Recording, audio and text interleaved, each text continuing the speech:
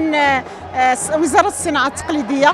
خديت التقاعد هذا العام والحمد لله وشحونا بأوسمة، انا فرحانه بزاف لهذا الوسام الملكي، لان هذه الالتفاته الطيبه فرحانه لها بزاف بعد ما دوزت يعني مشوار ديال 30 سنه ديال العمل. الحمد لله ان خرجنا على خير وبخير الحمد لله، وهذا كل الشكر والفضل كان لله سبحانه وتعالى ولسيدنا الله ينصرو كي تفكرنا بهذا الوسام. الله يقوي خير ولا يعطيه صحيحته.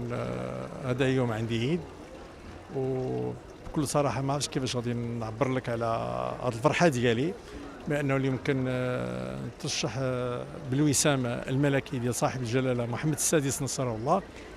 وش غادي نقول لك، كننزل على الكلام بكل صراحه لانه يوم رائع، وكنشكر جميع الاخوان باننا بصفتي انا كحلاق من مدينه الدار البيضاء، وكنت عضو سابقا في الغرفه الصناعه التقليديه، وتحياتي للجميع. الأسبوع الوطني للصناعة التقليدية تحت الرعاية السامية لصاحب الجلالة محمد السادس نصره الله، كتنظم غرفة الصناعة التقليدية لجهة الدار البيضاء 6 المعرض الجهوي للصناعة التقليدية لهذه الجهة، واللي كيعرف يعني عرض مجموعة ديال المنتجات الصناعة التقليدية التي تزخر بها جهة الدار البيضاء 6، حيث عندنا ما يفوق على 130 رواق وعارض.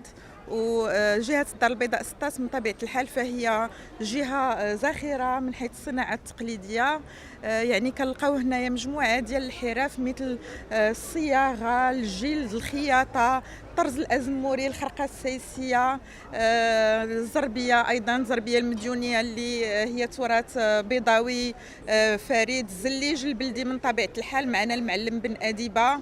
هناك مختلف الصناعات والحرف اليدويه اللي كتزخر بها الجهه ديال الدار البيضاء 6، وبالاضافه الى ضيوف من جهات اخرى من كافه ربوع المملكه.